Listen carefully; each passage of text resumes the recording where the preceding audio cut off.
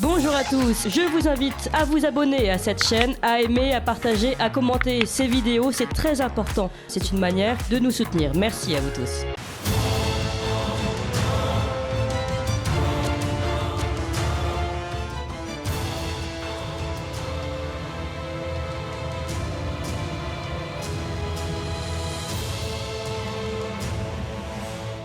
Bonjour François Bousquet. Bonjour Corentin. Alors, on le rappelle, vous êtes rédacteur en chef de la revue Éléments, directeur de la Nouvelle Librairie. Et aujourd'hui, vous vous posez une question existentielle. Gérard Depardieu pourra-t-il continuer à chanter Barbara ? Après le fisc, c'est au tour des féministes de le harceler. Oui, exact. Mais foutez donc la paix à Depardieu. Oui, foutez-lui la paix. Car c'est peut-être la dernière fois qu'il se produit en France, lui, le saltimbanque de génie. Car après, il fera sûrement ses adieux au music-hall. Je vous le demande. Pourquoi continuerait-il à faire des tournées dans un pays qui lui a pris hier son argent et qui lui prend aujourd'hui son honneur ? Un pays où des harpies le poursuivent continuellement de leur vindicte. Les furies du féminisme prêtes à le tourmenter jusqu'aux enfers comme dans la mythologie. Bref, l'horreur. À Bordeaux, le 24 mai dernier, une poignée d'entre elles a perturbé son spectacle. Gérard Depardieu chante Barbara, la magnifique Barbara dont il fut si proche, en beuglant « L'aigle noir, c'est toi ». Pour elle, je parle de ces féministes, Depardieu c'est Barbe bleue, violant Barbara. La rime y est presque et elle vaut acte d'accusation suivi de mort sociale.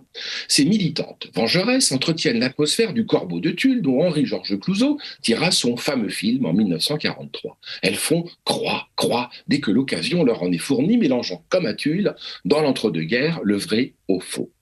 Car, faut-il le rappeler, la journaliste Sandra Muller, qui a lancé le hashtag Balance ton porc, a d'abord été condamnée avant que la justice, outrepassant quelque peu ses prérogatives, lui reconnaisse le bénéfice de la bonne foi, car ses propos, dit la justice, relevaient d'un débat d'intérêt général sur la libération de la parole de femme. Et que dire de l'affaire de la Ligue du LOL ? Eh bien, elle a fait pchit, tout comme celle concernant Julien Bayou. Or, l'enquête de Mediapart contre Gérard Depardieu est du même tonneau. Enquête est d'ailleurs un bien grand mot, car c'est en réalité le bureau des pleurs. Autrefois, tout ce qui nous ne tuait pas nous rendait plus forts. Aujourd'hui, c'est l'inverse. La chochotterie, la fragilité psychologique sont érigées en règle de vie. Et c'est Depardieu qui aujourd'hui en fait les frais. En plus d'une accusation de vol, de viol, qui reste à établir, Mediapart a déniché 13 femmes qui l'accusent d'agression sexuelle. Mais personne n'a lu cette pseudo-enquête et pour cause, elle est payante sur le site de Mediapart. Pressés, les journalistes n'ont retenu que le titre. Peu importe qu'aucune des victimes présumées n'ait porté plainte. Et il n'y a pourtant pas ici prescription. Mais c'est que le dossier judiciaire est vide. C'est un empilement non pas d'agressions, mais de micro-agressions. De micro-agressions selon le jargon woke en vigueur, tout emballé dans des blagues lourdingues.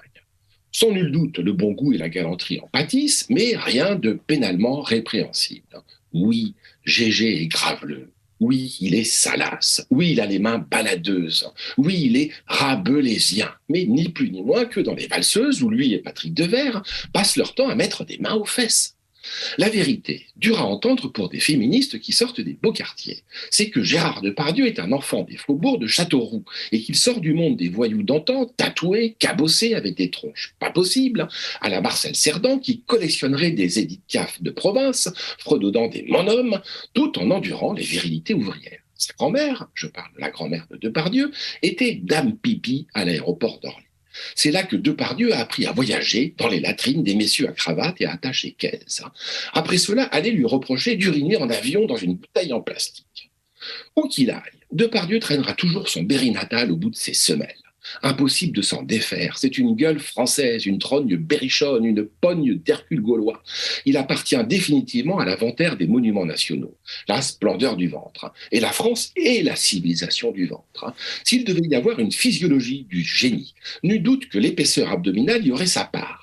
Depardieu a hérité du coup de fourchette de Gargantua, mais rien d'obèse chez lui, rien d'américain. Il a un corps d'athlète modelé pour des décathlons gastronomiques.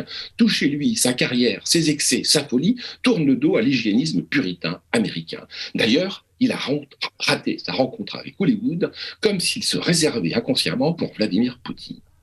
Oui, que connaissez-vous, mesdames les persécutrices à Depardieu ?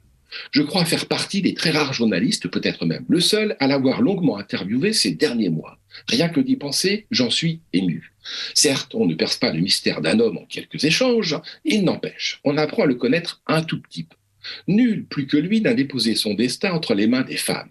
Carole Bouquet, Fanny Ardant, Barbara, Marguerite Duras, lui le cachalot insubmersible.